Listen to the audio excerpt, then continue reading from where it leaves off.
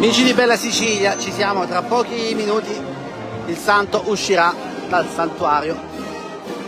San Calogero, festa grande oggi a San Salvatore di Fitalia, dove continua questa tradizione molto sentita non solo dai fedeli di questo borgo messinese, ma anche da tanti pellegrini che arrivano qui per vivere questi giorni di festa.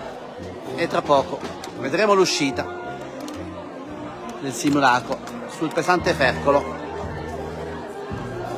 che percorrerà la salita di San Calogero e poi percorrerà altre vie del borgo. Seguiteci perché sta per uscire San Calogero.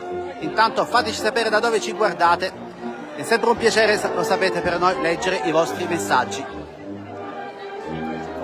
E vi ringraziamo perché proprio oggi in pagina, sulla nostra pagina Facebook, siete diventati ben 1.400.000. Solo sulla nostra pagina Facebook, poi siete in tanti anche su tutte le altre piattaforme.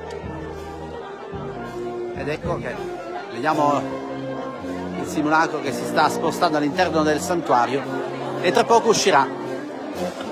Temperature molto elevate oggi in Sicilia, ma ciò non ha fermato i fedeli, non ha fermato i portatori e i tanti pellegrini che quest'anno hanno raggiunto San Salvatore di Fitalia già nella giornata di ieri.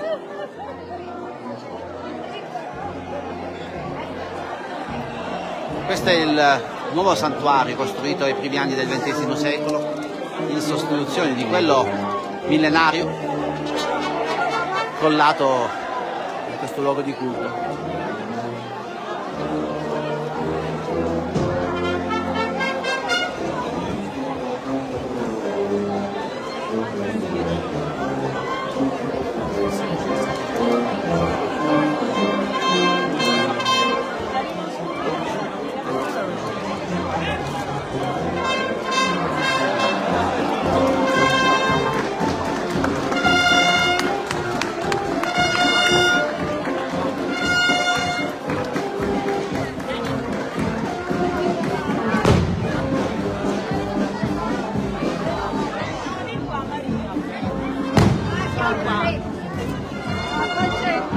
Questa è la salita di San Calogero e adesso il santo sarà portato proprio in processione in questa salita.